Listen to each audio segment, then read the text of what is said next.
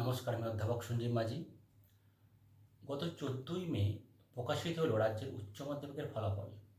আজ 18ই মে শুরু হলো রাজ্যের কলেজ এবং বিশ্ববিদ্যালয়ে কেন্দ্রীয়ভাবে ভর্তি প্রক্রিয়া।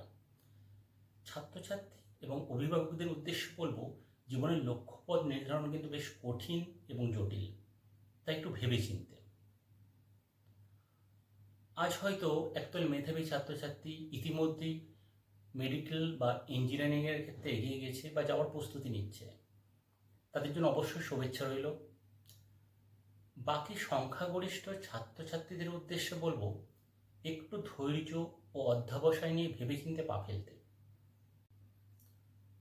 প্রথাগত শিক্ষায় কতদিনে প্রতিষ্ঠা পাওয়া যাবে বা কতটা মেধাবী হতে হবে তা নির্ধারণ করা যায় না, কারণ যোগ্যতার পাশাপাশি ভাগ্যকেও অস্বীকার করার উপায় নেই।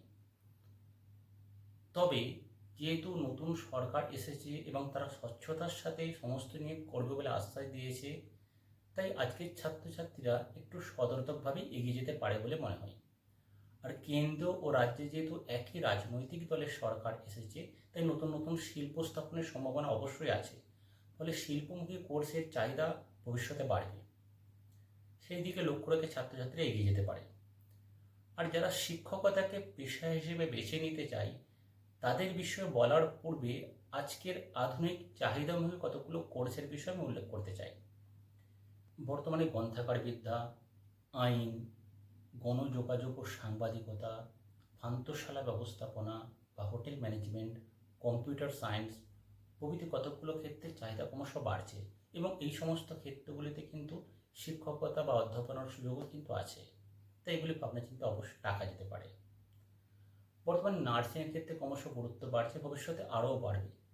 কেননা রাজ্যের স্বাস্থ্য ব্যবস্থার যেমন আধুনিকীকরণ হবে, একই সাথে এই রাজ্যে কেন্দ্রীয় অনেক স্বাস্থ্য প্রতিষ্ঠান কিন্তু ভবিষ্যতে বাড়বে। ক্রমশ বিশ্বে আর্টিফিশিয়াল ইন্টেলিজেন্সের চাহিদা বাড়ছে, তার প্রতি লক্ষ্য রেখেও কিন্তু কোর্স বা বিষয় চুজ করা যেতে পারে। ভবিষ্যতে বিশ্ব কিন্তু এআই বিশ্ব পরিণত হবে। এবার দেখে নেওয়া যাক, যারা শিক্ষকতাকে পেশা হিসেবে বেছে নিতে চাই, তাদের প্রেক্ষিতে আমাদের রাজ্যের কী কী ধাপ আছে। যারা নিম্ন প্রাথমিক বিদ্যালয়ে শিক্ষকতা করতে চায়, তাদের উচ্চ মাধ্যমিকে ন্যূনতম 50% নাম্বার থাকতে হবে, সাথে 2 বছরের ডিএলএড বা সমমানের কোর্স পাস হতে হবে, এবং সাথে সাথেই টেট উত্তীর্ণ হতে হবে। যারা উচ্চ প্রাথমিকে পড়াতে চায়, তাদের স্নাতকে সাম্মানিক বা সাধারণ কোর্সে ন্যূনতম 50% নাম্বার থাকতে হবে, সাথে 2 বছরের বিএড কোর্স এবং টেট উত্তীর্ণ হতে হবে। যারা নবম ও দশম শ্রেণীতে পড়াতে চায়, তাদের স্নাতকে সাম্মানিক বা সাধারণ কোর্সে ন্যূনতম 50% নাম্বার থাকতে হবে, সাথে 2 বছরের বিএড বা সমমানের কোর্স পাস হতে হবে, এবং নবম ও দশম যে বিষয় পড়াতে চাই তাতে এসএলএসটি পাস করতে হবে। যারা একাদশ ও দ্বাদশ শ্রেণীতে পড়াতে চায়, তাদের স্নাতকোত্তর সম্পন্ন করতে হবে, সাথে 2 বছরের বিএড বা সমমানের পাস হতে হবে, এবং নির্দিষ্ট সাম্মানিক বিষয়ে এসএলএসটি পাস করতে হবে। আর যারা বিদ্যালয়ের গণ্ডি পেরিয়ে কলেজ বা বিশ্ববিদ্যালয়ে পড়াতে চাই, তাদের দ্বিতীয় শ্রেণীর স্নাতক সহ সাধারণ বা দূরশিক্ষায় স্নাতকোত্তরে 55% নম্বর থাকতে হবে, সাথে রাজ্যের সেট কিংবা কেন্দ্রীয় নেট কিংবা ইউজিসি অনুমোদিত কোনো প্রতিষ্ঠান থেকে সাধারণ কোর্সে পিএইচডি সম্পন্ন করতে হবে। আর যারা বিএড কলেজ বা বিশ্ববিদ্যালয়ে পড়াতে চাই, তাদের 55% নম্বর সহ স্নাতকোত্তর সম্পূর্ণ করে বিএড ও এমএড সম্পন্ন করতে হবে, এবং তার সাথে সাথে রাজ্য সরকারের সেট কিংবা কেন্দ্রীয় নেট কিংবা পিএইচডি সম্পন্ন করতে হবে। এ প্রসঙ্গে উল্লেখ্য, West Bengal school service commission বা West Bengal college service commission যেমন সরকারি সাহায্যপ্রাপ্ত স্কুল বা কলেজে নিয়োগ করে, একইভাবে West Bengal public service commission কিন্তু সরকারি স্কুলে WBSES এর মাধ্যমে এবং সরকারি কলেজে WBES এর মাধ্যমে নিয়োগ করে।